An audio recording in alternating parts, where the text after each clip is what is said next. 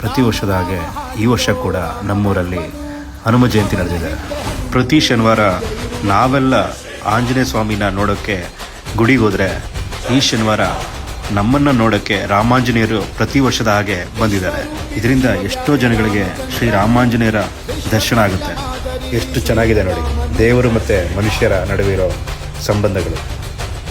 Jai Ramanjaneya, Jai Shriram.